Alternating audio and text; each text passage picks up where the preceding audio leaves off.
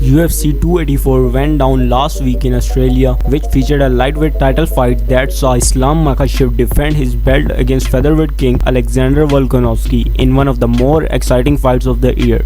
In the co-main event of the evening, Yair Rodriguez put one of his best performances against Josh Emmett, submitting him in round 2 to win the interim featherweight title. In this video, we are gonna talk about the fights that should happen after UFC 284.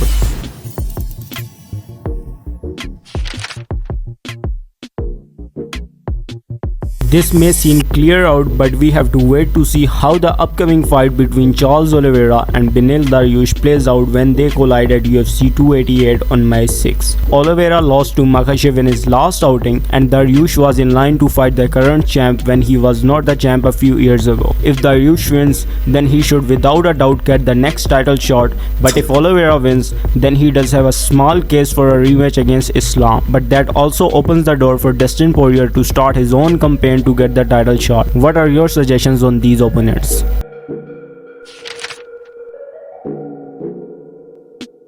This one is a no-brainer because after Rodriguez submitted Josh Emmett, he secured his title unification bout against Alexander Volkanovski. Volkanovski was asked when he wanted this fight to go down shortly after his loss to Makhachev, and he was ready to jump right into it. Volkanovski is still very active, so I don't think we will have to wait too long to see this fight. There were 3 interim featherweight champions in the history of UFC, and they all were able to win the undisputed title in title unification bouts. Let's see how this fight comes out against Volkanovski.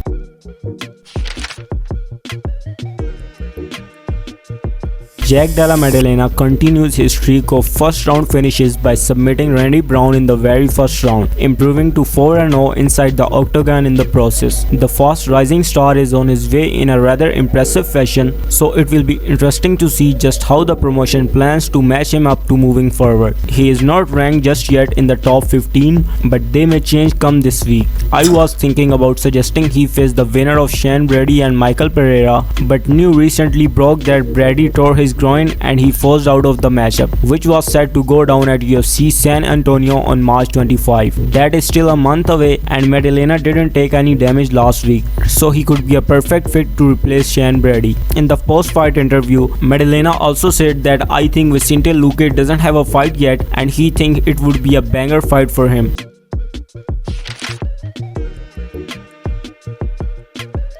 Justin Tafa picked up his second straight first-round knockout win by destroying Parker Porter in just 66 seconds. He might have to do a bit more before he can start sniffing around the top 15, even if the division is not as deep as others, so perhaps a fight against Jailton Almeida would be a good fight. Some of you may wonder that why I am suggesting, since they are seeing Almeida as a rising prospect, but he has 4 fights inside the octagon and Justin Tafa had 6. Tafa is 3 wins, 3 losses so far with the promotion, while Almeida is 4 wins and 0 loss.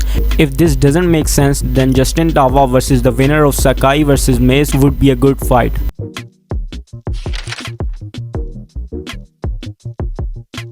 Jimmy Crute and Alonzo Mennifield ended in a majority draw, but they want to run it back, so run it back.